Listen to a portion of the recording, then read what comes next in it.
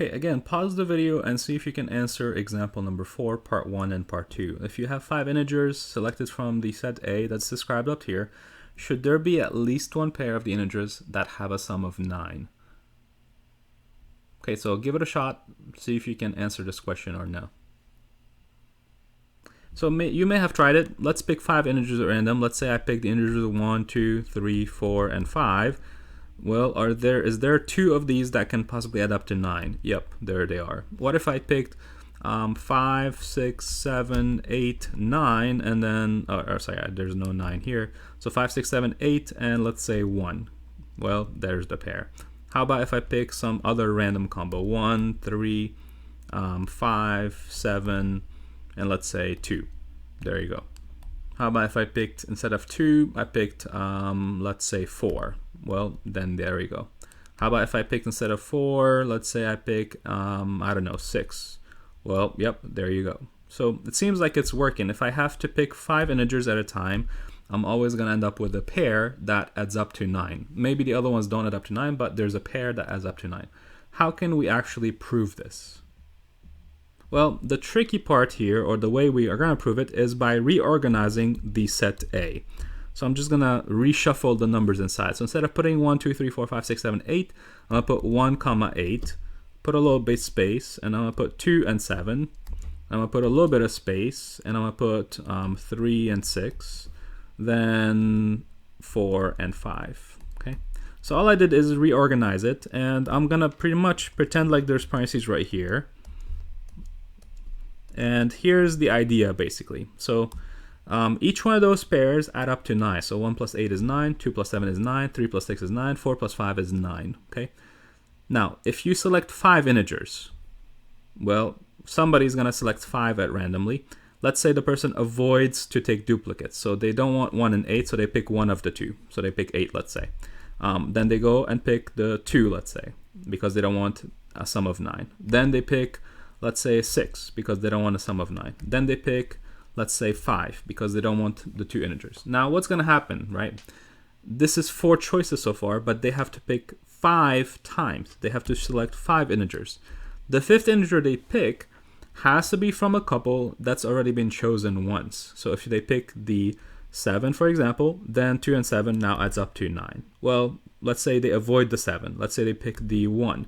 Then 1 plus 8 is going to add up to 9. Well, let's say they avoid the 1. Let's say they pick 4 over here. Well, 4 plus 5 will add up to 9. Okay. So basically, the idea is they have to select some random numbers, and 2 of the numbers will come from the same pair. That's the reason why there's always a guarantee that the sum will have to be 9. Okay? So in this case, a person must select 5 numbers from the 4 pairs. Thus, some 2 numbers will have to come from the same pair. So they will add up to 9 automatically. So in this problem, the n was 5 because you have to make 5 selections. And the m was 4 because there are 4 pairs that I kind of reorganized myself. Remember, the 4 was not there. The pairs organization was not there. The parentheses were not there. They don't even have to be there, but I'm just putting them so that you can kind of visualize the pairs. And in this problem, n is greater than m, so that means the pigeonhole principle applies. Now, does it apply if the person has to select 4 integers? The answer is no, because they could select the 8, the 7, the 6, the 5, like we said earlier, and none of those will add up to 9. That's because in this particular case, n and m will be equal, so the pigeonhole principle does not have to apply.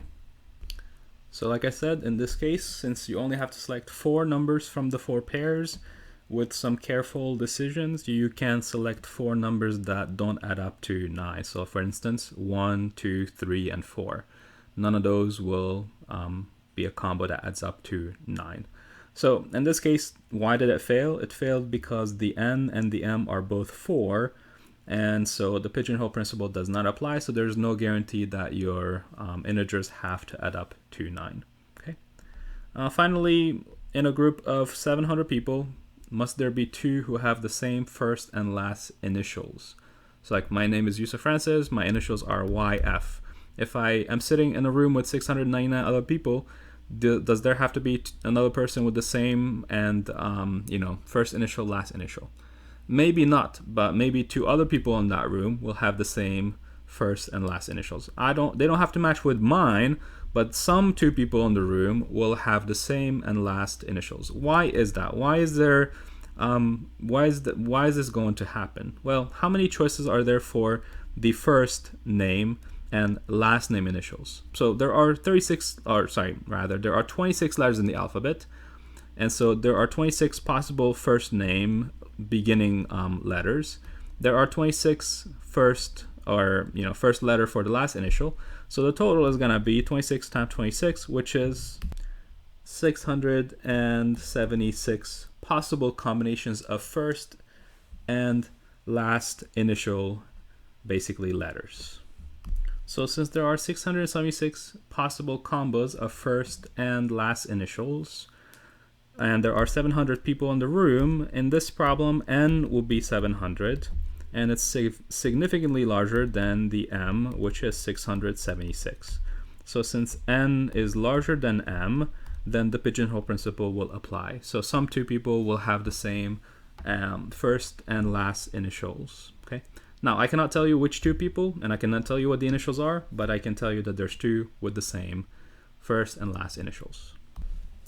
Okay, so I hope you enjoyed that. Let's go on to the next page.